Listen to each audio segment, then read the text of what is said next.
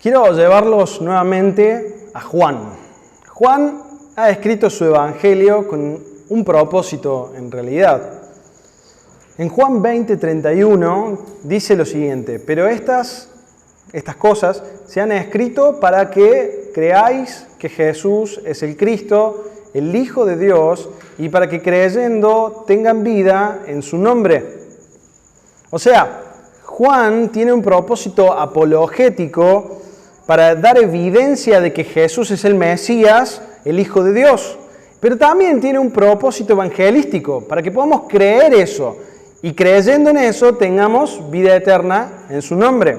Así que el Evangelio de Juan es una colección de evidencias acerca del Señor Jesucristo para probar su deidad y su humanidad. Todo el propósito de este Evangelio es simplemente alinear esas pruebas, ponerlas en orden para apoyar la deidad de Jesucristo. Y ya lo sabemos por experiencia, lo hemos leído a través del capítulo 1. En los primeros 18 versículos encontramos el testimonio de Juan, el apóstol. ¿Se acuerdan? Los primeros 18 versículos hacían el prólogo y Juan da su propio testimonio ahí de que Él es el Verbo, que es Jesucristo, es Dios, con Dios, creó todo, Él es la luz, Él es la vida, etc.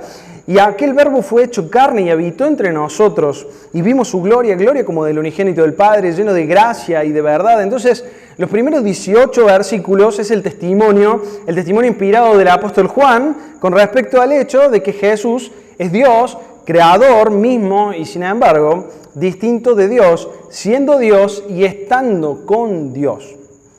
Y luego, comenzando en el versículo 19, tenemos el testimonio más grande de todos los profetas del Antiguo Testamento. El hombre más grande que jamás haya vivido hasta ese momento, Juan el Bautista. El gran y último profeta del Antiguo Testamento y el primer predicador de Jesucristo. Y afirma lo mismo, afirma que Jesús es el Mesías, el Cordero de Dios. Y luego, comenzando en el versículo 38, tenemos este tercer grupo de personas que dan este testimonio verbal. Andrés, Pedro, Juan, Felipe y Natanael. ¿Se acuerdan? Andrés y Juan eran los dos discípulos de Juan, del Bautista, que siguen a Jesús. Luego Andrés va a buscar a su hermano Pedro y luego vemos que Felipe es hallado por el Señor Jesús y que va a buscar a su amigo Natanael.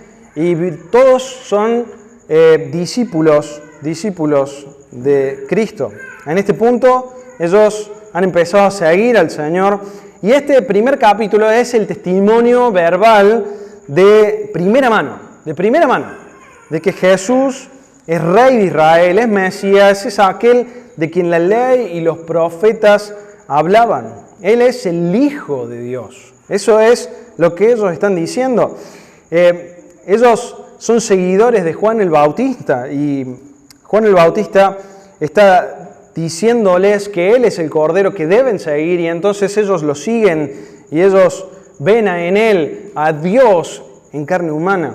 Él es el Cordero, el Mesías, aquel del cual el Antiguo Testamento había hablado de que iba a venir. Él es el Hijo de Dios, el Rey de Israel. Y todas esas confesiones las encontramos contenidas en el primer capítulo. ¿Se han dado cuenta? Y luego llegamos al capítulo 2. Pasamos del testimonio verbal al testimonio por las obras de Jesús. Y Juan alternará ahora, a medida que avancemos en el Evangelio, entre las palabras de Cristo y las obras de Cristo. Nos va a pedir que miremos las declaraciones que hizo Jesús y también nos va a mostrar las obras que hace, que demuestran su deidad y las cosas que solo Dios puede hacer y que están puestas desde este segundo capítulo en el cual encontramos el primer milagro de Jesús. Ahora, en el libro de Juan se narran 8 milagros. 8 milagros están narrados en el Evangelio de Juan. Obviamente no son los únicos que hizo el Señor Jesús. Sabemos que Él ha hecho millones de milagros todos los días, pero Juan va a tomar unas muestras de todos esos y nos va a dar esas muestras en 8 señales de su deidad. Y la primera la encontramos acá, en este capítulo y en estos pasajes que vamos a ver hoy, que es que Él convierte el agua en vino en el capítulo 2. Él sana a un moribundo en el 4, Él cura un paralítico en el 5, Él crea comida para miles de personas en el 6, Él camina sobre el agua al final del capítulo 6, Él da vista a los ciegos en el capítulo 9, Él resucita a un hombre muerto durante días en el capítulo 11, Él crea comida en el capítulo 21, y el desayuno para sus discípulos, ese es un milagro. Y luego el milagro culminante más allá de los 8, Él resucita de los muertos. Y así que ahí tenemos señales milagrosas que registra Juan y que vamos a ir viendo a medida que vayamos avanzando en el Evangelio. Y todas nos recuerdan que no son las únicas que hizo el Señor. Dice Juan 20:30, dice: hizo además Jesús muchas otras señales en presencia de sus discípulos, las cuales no están escritas en este libro. Así que imagínense. Y también nos dice en el 21-25 que hay también muchas otras cosas que hizo Jesús, las cuales si se escribieran una por una, pienso que ni aún en el mundo cabrían los libros que se habrían de escribir. Así que imagínense las obras maravillosas que hizo Jesús, la cantidad de milagros que no alcanzarían los libros del mundo, dice Juan, para escribirlas todas. Esa es la cantidad, pero él menciona estos 8 que van a servirnos para que aprendamos cosas. Juan está tratando de mostrar la deidad de Cristo. Él está haciendo esta apologética. Él va a demostrar a través de evidencias quién es Jesús, que Jesús es Dios, que Jesús es hombre y que las dos cosas son verdad y es también este propósito evangelístico en el cual Él quiere que, entendiendo esas cosas, creamos para vida eterna. Ahora llegamos al capítulo 2 y en este capítulo 2 también tenemos el comienzo del ministerio público de Jesús, ¿sí? Su ministerio público a las multitudes, su ministerio al pueblo de Israel y su ministerio público que va desde el capítulo 2 hasta el capítulo 12. Del capítulo 2 al capítulo 12 y ahí tenemos el final del ministerio público. Y luego del 13 al 17 vamos a encontrar el ministerio privado que hace para sus apóstoles. Vamos a encontrar la intimidad del aposento alto y todo lo que Él les dice desde el 13 al 17. Y luego del 18, capítulo 18 al 21 vamos a encontrar su muerte y su resurrección. Y todo eso va a estar contenido en esos capítulos finales. Y es un poquito como para que tengamos una vista rápida de cómo se divide Juan, el libro de Juan, el Evangelio de Juan. En el capítulo 1 tenemos entonces el testimonio verbal. Ya hemos viajado a través de eso. En el capítulo 2 hasta el 12 vamos a ver el testimonio, el ministerio público, en donde Juan va a demostrar cómo Él va haciendo las obras y diciendo que Él es Dios. Y luego tenemos en el capítulo 13 al 17 el ministerio privado, y el del 18 al 21, su muerte, su resurrección y las apariciones posteriores a su resurrección. Ahora, Él comienza su ministerio público, fíjense, con un milagro. Vamos a leerlo. Capítulo 2, versículo 1. Al tercer día se hicieron unas bodas en Canaá de Galilea y estaba allí la madre de Jesús. Y fueron también invitados a las bodas Jesús y sus discípulos. Y faltando el vino, la madre de Jesús le dijo: no tienen vino. Jesús le dijo: ¿qué tienes conmigo, mujer? Aún no ha venido mi hora. Su madre dijo a los que servían: haced todo lo que os dijere. Y estaban allí 6 tinajas de piedra para agua, conforme el rito de la purificación de los judíos, en cada una de las cuales cabían 2 o 3 cántaros. Jesús les dijo: llenad estas tinajas de agua, y las llenaron hasta arriba. Entonces les dijo: sacad ahora y llevarlo al maestresala. Y se lo llevaron. Cuando el maestresala probó el agua hecha vino, sin saber él de dónde era, aunque lo sabían los sirvientes que habían sacado el agua, llamó al esposo y le dijo: todo hombre sirve primero el buen vino, y cuando ya han bebido mucho, entonces el inferior. mas tú has reservado el buen vino hasta ahora.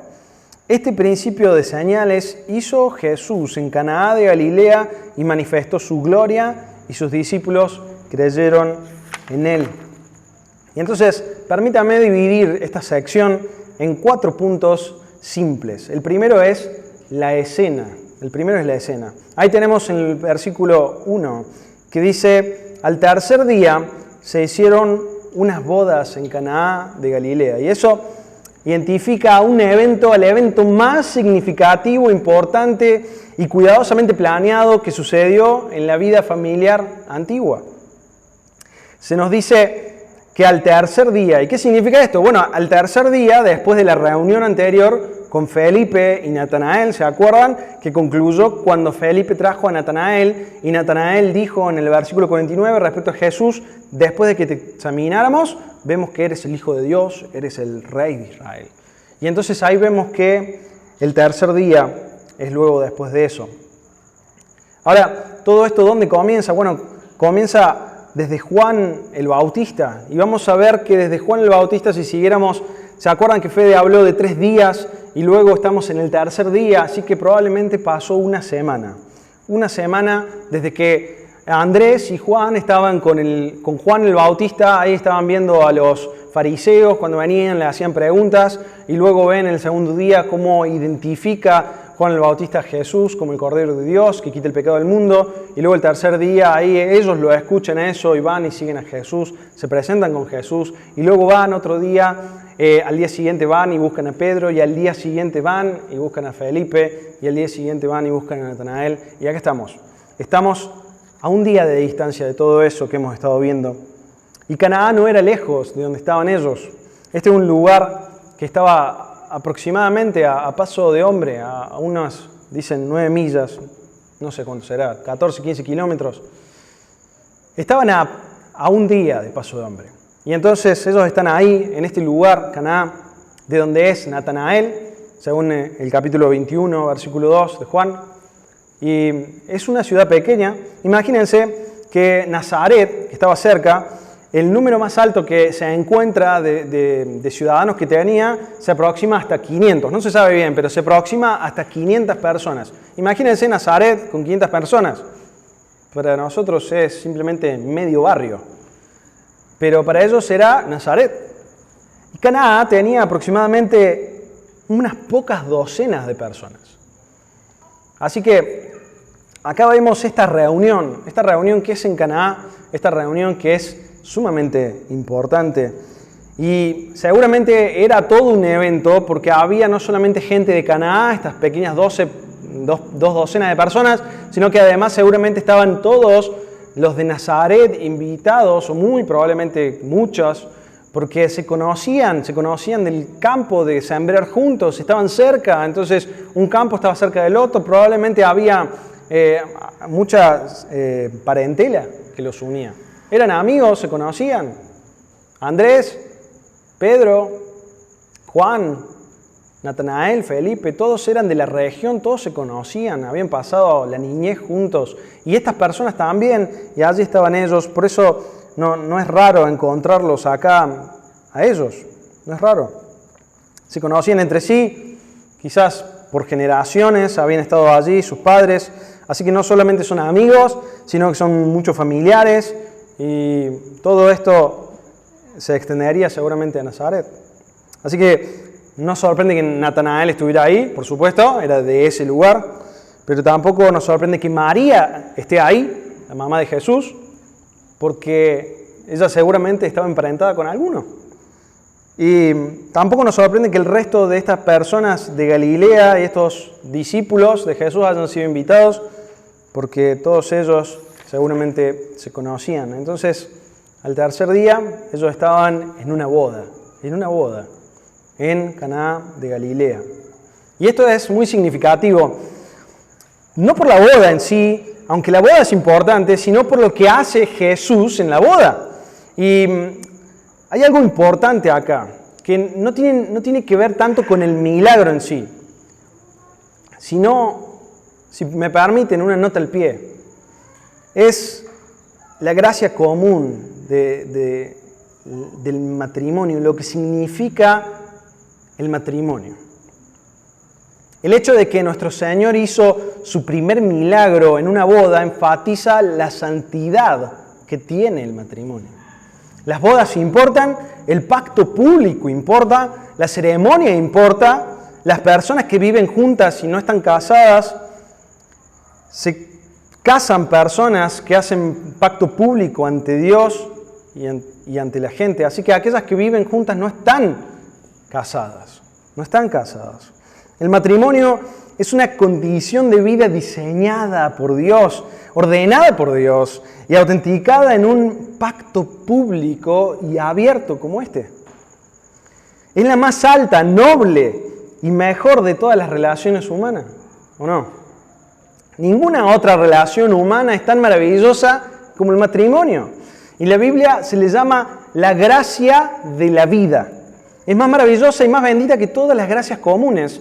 Y hablemos de gracia común. O sea, lo que queremos decir con eso es que es un regalo de gracia de Dios para todas las personas sin importar si creen o no en Él, ¿sí? La gracia común habla de que llueve sobre el impío y sobre el salvo. La gracia común es que Dios hace amanecer el sol sobre aquellos que no creen y los que creen. Y el matrimonio es la mayor gracia común, la más grande de todas. Es un regalo del Señor. De todas las gracias comunes, la belleza del mundo, una puesta de sol, el sueño, la salud, la buena comida, el enamorarse. De todas las gracias comunes, el punto más alto de las gracias comunes es el matrimonio. Es el mejor regalo que Dios puede dar a la humanidad en general, sin importar si le conocen o no.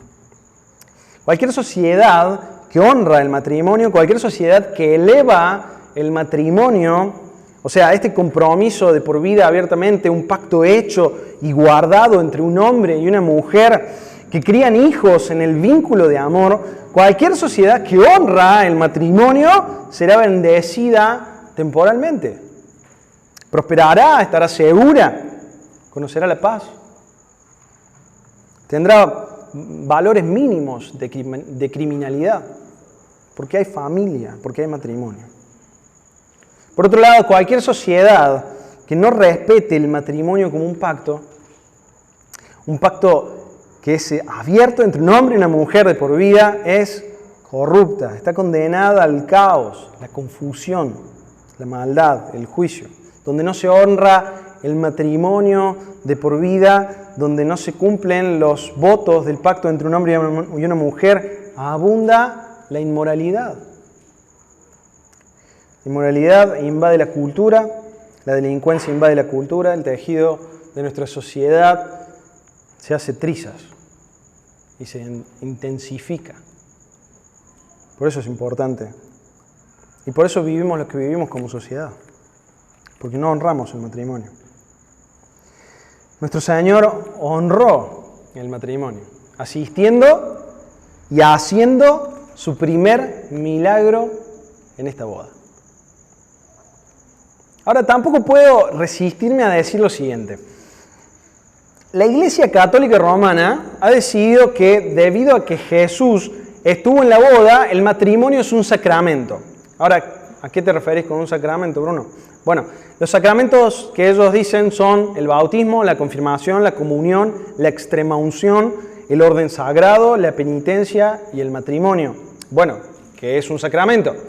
Bueno, para ellos es un rito sagrado en el que Dios concede una gracia eficaz. ¿Qué quieres decir? Bueno, ellos dicen, el matrimonio como sacramento, como los otros sacramentos, es un medio por el cual Dios da, a través de Cristo, la gracia eficaz para la justificación y la promesa de la vida eterna en el matrimonio. O sea, puedes ser salvo si te casas. Eso es lo que la Iglesia Católica dice. Ahora, decir esto, poner en alto el matrimonio está bien, pero decir esto es una gran mentira. Porque no podemos añadir nada a la salvación. La salvación es algo que Dios hace y que nosotros recibimos, no ayudamos en nada. Es una gracia común. no es una gracia salvadora. Ahora, Jesús fue a esta boda. Y acá estaba Jesús, y la madre de Jesús estaba allí, y no es tampoco sorprendente cuántas generaciones de su familia habían vivido en el pequeño pueblo de Nazaret. Quizás cientos. ¿Y qué tanto habría conocido esta gente de ahí? Y bueno, probablemente, como habíamos dicho, quizás hayan sido primos, parte de una familia, amigos cercanos. Y ella estaba ahí en un carácter servicial. Vemos que ella está incluida, no como una invitada, sino como alguien que está activa. Ella era una mujer piadosa, habría sido una mujer maravillosa, una mujer muy amada, y ella tenía este carácter servicial. Y probablemente tenía algún papel para desempeñar en esta boda, y de hecho lo indica este problema de que ella ve que se acaba el vino. Y entonces ella está ahí y se lo trae a Jesús. Ahora esta boda es un evento importante que duraba días. Para poder entender por qué se acaba el vino, tenemos que entender que las bodas eran largas en ese tiempo. Duraban entre 3, 4, hasta 7 días. Imagínense, qué fiesta, ¿eh? Cuando la gente daba este tipo de celebración, era porque había habido un compromiso previo, un periodo de compromiso. Aproximadamente un año antes de la fiesta, los novios se comprometían, y esto quería decir que era un contrato legal vinculante y de pacto que solo podía romper el divorcio. Si se acuerdan, María, cuando ella queda embarazada y cuando José se entera, él piensa en divorciarse, pero ellos no habían estado nunca juntos todavía. Ellos estaban en este periodo de compromiso. Y entonces vemos que este periodo de compromiso era un periodo que duraba aproximadamente un año, y el matrimonio no era consumado en ese tiempo, era consumado recién al final de esta fiesta. Ahora, ¿qué pasaba todo ese año? Bueno, el novio tenía que preparar un lugar para su novia, y eso era lo que él hacía. Esa era su función. Él construía una casa para su novia y quizás extendía al lado de la casa del padre, pero de todas formas él tenía que buscar un lugar para vivir, y él tenía la plena responsabilidad de todos los gastos de la boda. En un tiempo, en nuestro tiempo, los padres de la novia eran los que pagaban por toda la boda, pero en este tiempo era el novio el que se ocupaba de buscar todo y de armar la fiesta y de pagar por la fiesta y de buscar un lugar para vivir y ponerlo en condiciones. Su trabajo era tener todo listo, la casa, el lugar, todos los preparativos hechos, porque luego iba a empezar esta fiesta, iba a venir, iba a tener que proveer para su novia, y él tenía que estar a cargo de todo eso. Y era una gran celebración, porque había estado trabajando durante todo un año por eso. Imagínense, un pueblo tan chiquito, una celebración tan masiva, era un evento importante. Y allí estaba Jesús. Allí estaba con sus 5 discípulos hasta este momento. Y ahí estaban en la celebración. Y permítanme detenerme para decirles esto, que es realmente hermoso que Jesús ha pasado 30 años en Nazaret, en este pequeño pueblo de 500 personas, y está a punto de salir al mundo, si lo ponemos de esa forma. 30 años de absoluta oscuridad en su vida privada, más que algunas cositas que nos cuenta Lucas, y de pronto va a comenzar su ministerio público, y el puente de su vida privada hacia el ministerio público, en ese puente hay un milagro. Hay un milagro para su familia y para sus amigos. Esto no sucedió en Judea, que era otra región. Esto sucedió acá, con su familia, con sus amigos.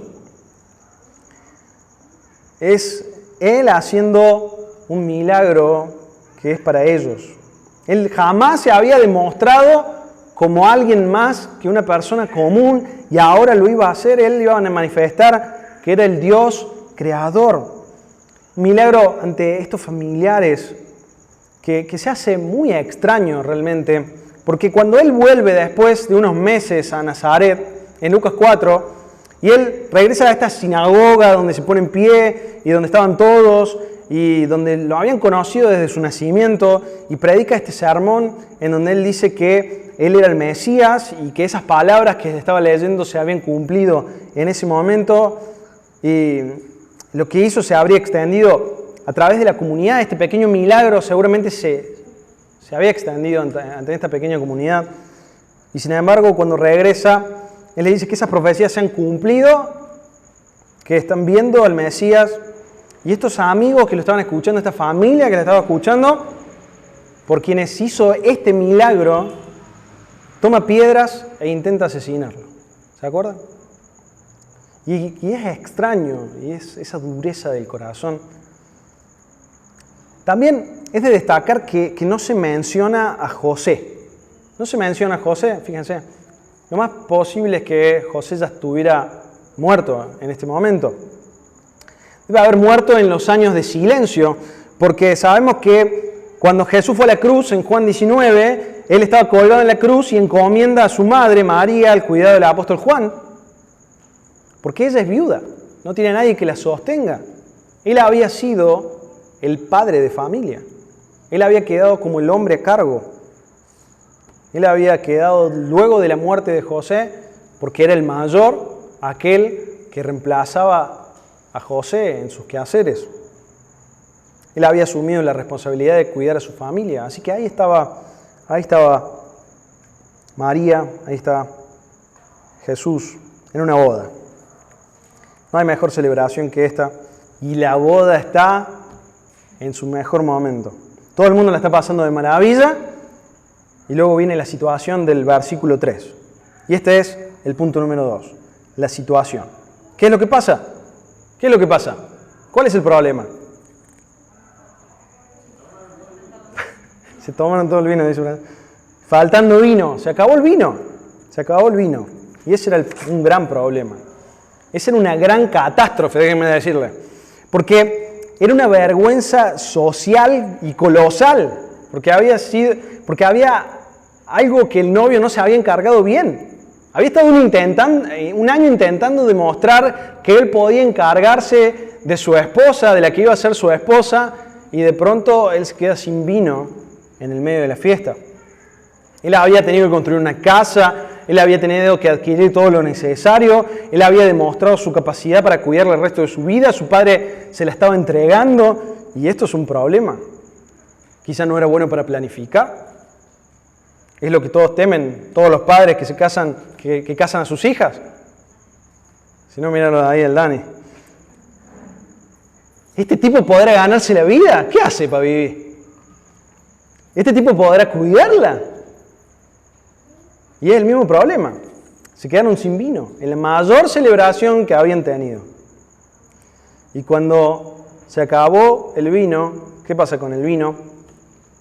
Un pequeño detalle para tener en cuenta. Esta bebida no era simplemente vino como la conocemos hoy, era la bebida básica en el mundo antiguo y se hacía de todo tipo de frutas. No solamente de uvas, sino que también se usaban otras frutas para hacer vino. Ahora, recuerden que el vino, cualquier jugo de frutas, estaban sujetos a la fermentación. ¿Por qué? Porque no había refrigeración en ese tiempo.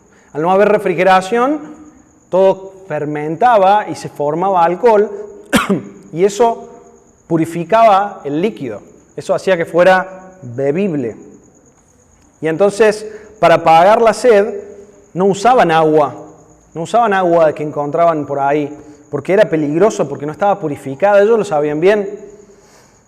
Para saciar la sed, lo hacían con vino, que era fermentado, pero ¿qué pasa? Esto tenía mucho alcohol y entonces se podían emborrachar, que era lo mismo que pecar. Entonces, para que no pasara eso, para que no se emborracharan o para que no se enfermaran por tomar agua sola, entonces mezclaban las dos cosas. Y las mezclaban y diluían el vino en el agua. De un 10% de vino, un 90% de agua, a un 25% de vino y un 75% de agua. No más que eso, no más que eso. Así que si alguien ha tomado un sodeado, se da cuenta de que estamos hablando, pero muy sodeado.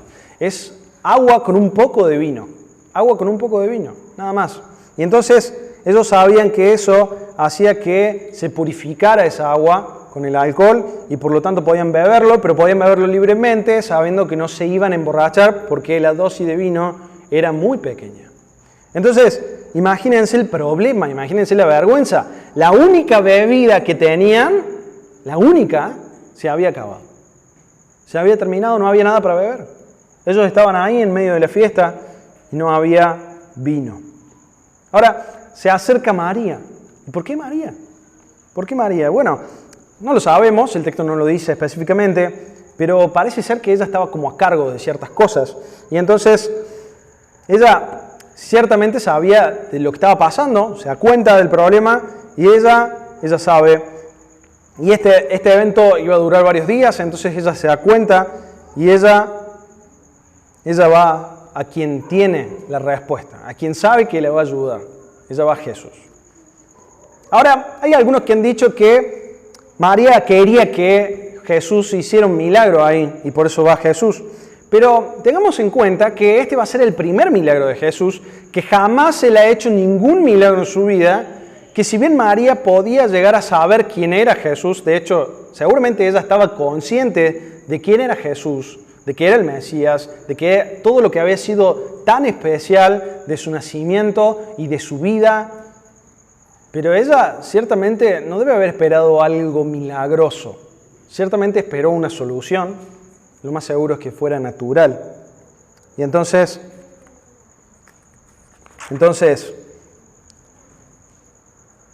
pensemos en esta manera. Cada vez que María tenía un problema, ¿a quién crees que acudía? ¿A quién crees que acudía? ¿Nunca tuvo una mala idea en su vida? ¿Nunca tuvo una solución incorrecta en toda su vida? Imagínense, Jesús nunca la llevó ni a un paso en la dirección equivocada. No por María, sino por Jesús. Tenía una solución perfecta para cada dilema. Tenía la respuesta perfecta para cada situación. Todo lo que alguna vez salía mal en la casa, sabía por qué salía mal y cómo arreglarlo. Pensar eso es maravilloso. Esta era la persona más sabia, esta era la persona más inteligente, más ingeniosa que jamás haya vivido o que vivirá sobre la faz de la tierra. Y estaba en casa con ella. Estaba allí. Y él sabría la manera en que podía resolver cualquier problema. Y no solo eso, él se preocupaba por la gente. Él no era indiferente, él no era que no le interesaba. Él era compasivo, amable, cariñoso. Él podía ver los problemas de los demás. ¿A quién más va a acudir María? Si no a Jesús. ¿A quién más? No había otro igual como él, ninguno. Y no creo que necesariamente esté pidiendo un milagro. Ella simplemente va a aquel que siempre iría cuando tuviera una situación difícil. Es lógico. Y entonces ella le dice, no tenemos vino, no tienen vino, se ha acabado el vino. Y como viuda, ella había aprendido a confiar en el liderazgo de Jesús y en su sabiduría. Así que allí estaba. Y en este punto, el catolicismo también ha deformado este versículo. Ya ha dicho que no querés ir a Jesús. No querés ir a Jesús si necesitas algo. Tenés que ir a María para pedirle a Jesús. Porque ella lo va a convencer como si él fuera indiferente. Como si María tuviera un poder especial sobre él. Toda la idea de que vayas a María a suplicarle para que vaya a Jesús, porque Jesús no puede resistirse a María, proviene de este pasaje. ¿Puedes creerlo?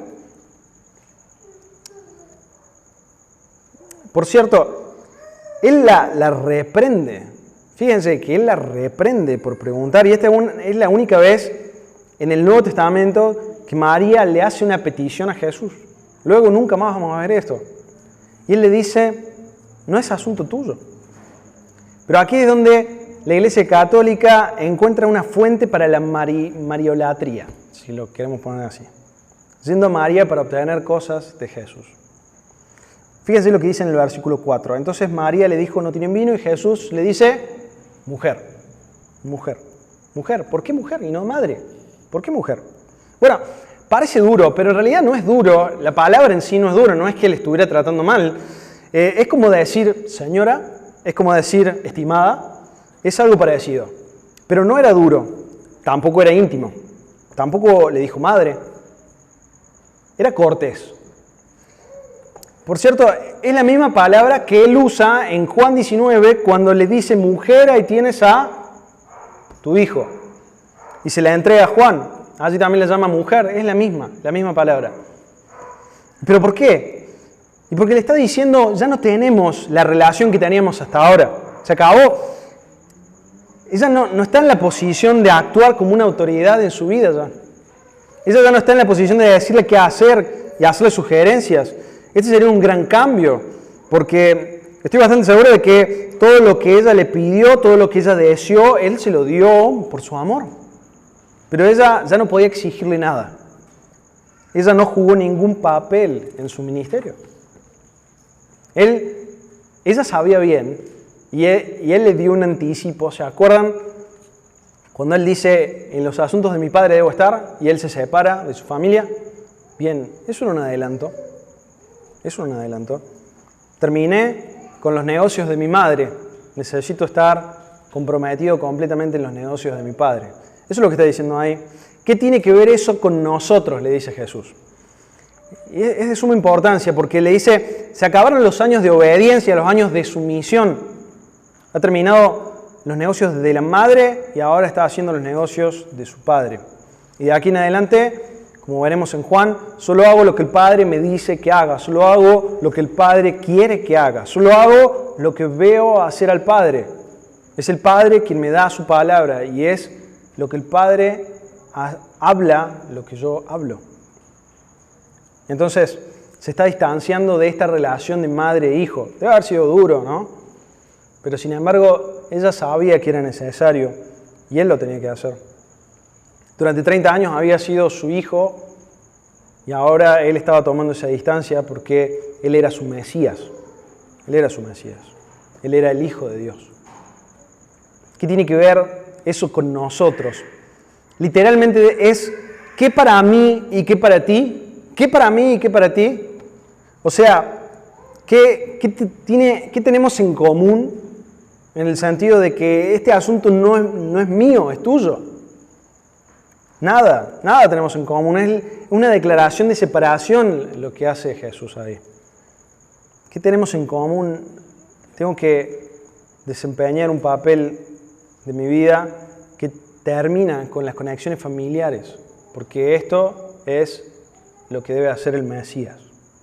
El Mesías. Y él dice, mi hora aún no ha llegado.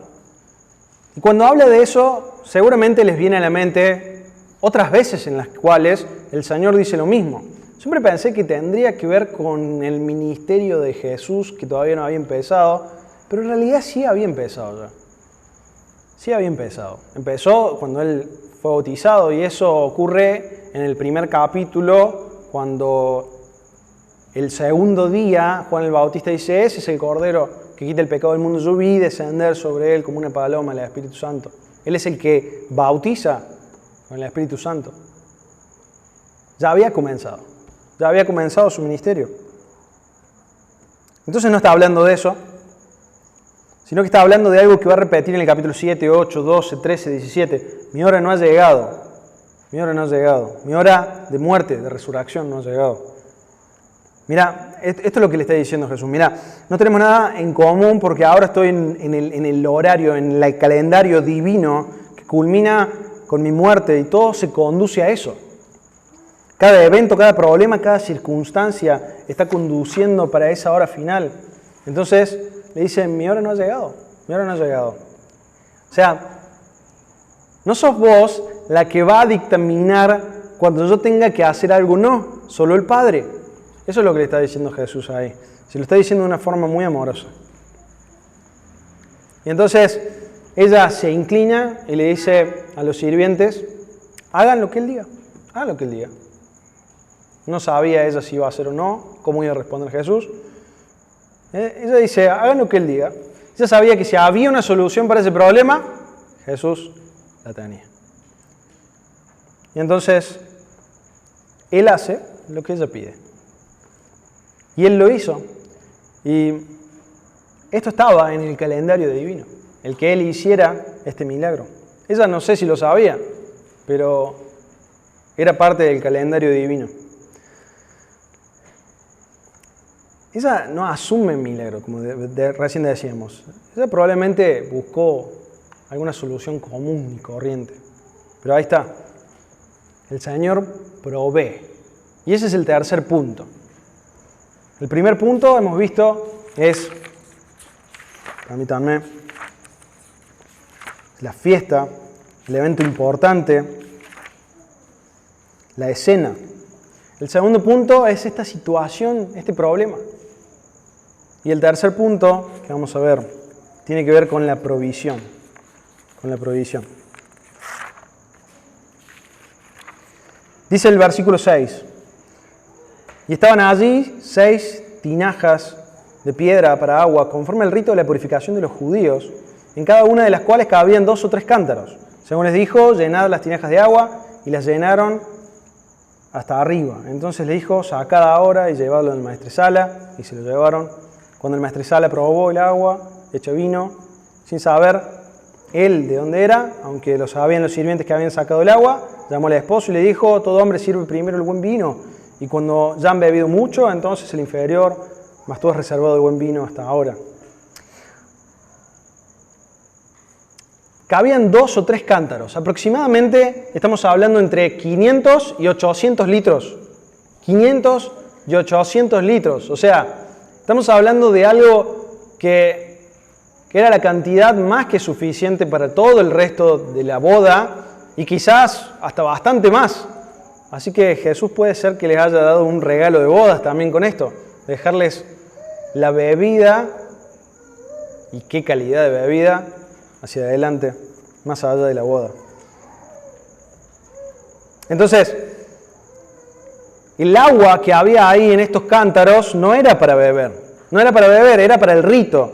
Esto no tenía nada que ver con la bebida, tenía que ver con el rito de purificación. Si nos vamos a Marcos 7, dice que los judíos purificaban todo, se lavaban las manos antes de comer, entre cada comida, lavaban los utensilios, bueno, algo que nos parece común ahora, pero para ellos era algo que no era simplemente para que estuviera limpio, era porque había un ritual de todo eso que habían creado, que para ellos era parte de su santidad, de guardar su santidad. Y entonces ellos lavaban, entonces necesitaban mucha agua, y ahí estaba esta agua, y toda la gente que iba a estar allí tenía esta costumbre, así que había mucha agua. Estos 500 o 800 litros, esta cantidad de agua era para la gente que iba a estar varios días ahí. Entonces necesitaban mucha agua. Y él les dice, llenen las tinajas de agua. Entonces las llenaron, fíjense, hasta el borde. Hasta el borde. Algo que parece un detalle insignificante, era lo que él quería específicamente, hasta el borde. ¿Por qué? Y porque si no lo hubieran llenado hasta el borde, podría haber dicho alguien, bueno, se le agregó vino a esta agua. Pero sin embargo estaban hasta el borde. Eso quiere decir que nadie podría añadir nada a eso. Y por lo tanto, nadie podría dudar del milagro.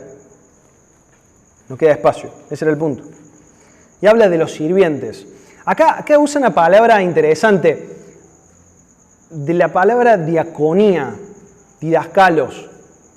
Y tiene que ver no con un sirviente, porque si no hubiera utilizado la palabra doulos, que era la de sirviente. Estaba hablando de personas que estaban sirviendo en la fiesta, pero que probablemente eran amigos, familiares, que se habían estado ahí, como nuestras bodas, en las cuales todos ayudamos un poco ahí. Y de pronto están estas personas que no son solamente sirvientes, ellos son amigos, posiblemente familiares de los novios, y están allí ayudando.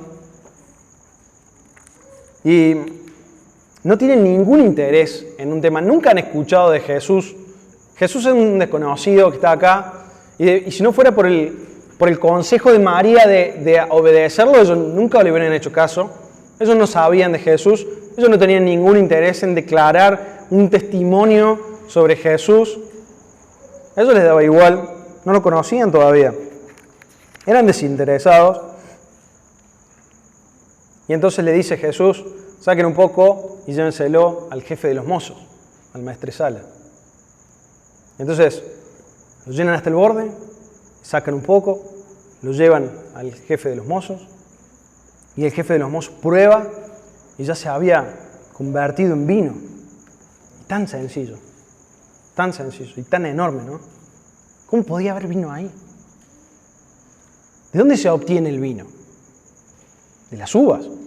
¿Y de dónde se obtienen las uvas? De las vides. ¿Y de dónde se obtienen las vides? De las semillas.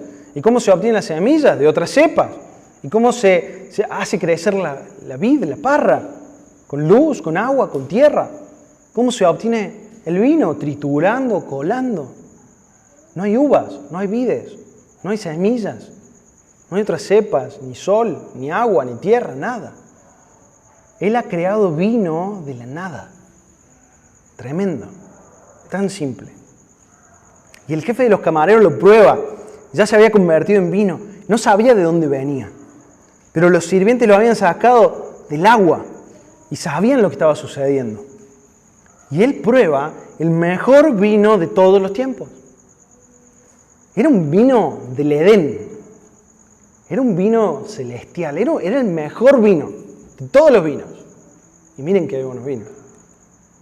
Y eso era lo que tenía ahí. Y lo llama el novio.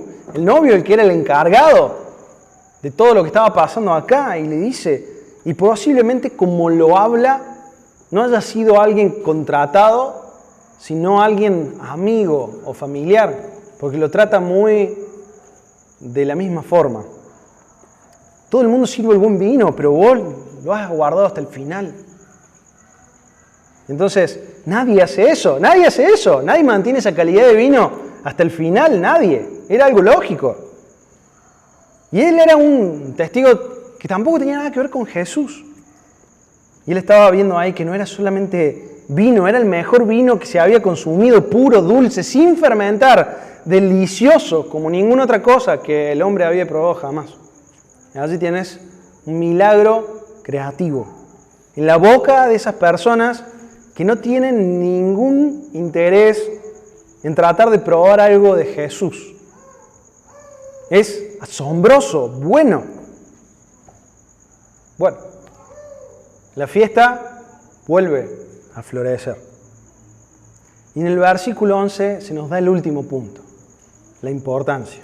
Ya vimos la escena, ya vimos la situación, ya vimos la provisión y ahora la importancia. Dice el 11, este principio de señales hizo Jesús en Caná de Galilea y manifestó su gloria y sus discípulos creyeron en él. Para eso fue. Y para eso quedó escrito, para que creyéramos en él. Si cortáramos acá el Evangelio de Juan, podremos decir que hay más que suficiente evidencia de la deidad y la humanidad de Jesús, de su ungimiento como el Mesías. Y Juan nos lo deja acá. Ahora hay dos grupos, aquellos que creen y aquellos que no creen. Y los discípulos creyeron en él. Creyeron en él. Ellos fueron testigos de primera mano. A nosotros es contado esto. Pero también tenemos la oportunidad de creer en él. Algunos también dicen que creen, pero cuando llega el punto en donde lo tienen que asumir públicamente, se abatatan y no niegan. Quizá había alguna de estas personas que luego lo iba a ver cuando volviera y que quizás agarró alguna piedra en su mano. ¿Sos de los que cree? ¿Sos de los que no creen? ¿Sos aquellos que dice creer pero se avergüenza de mostrarlo al mundo?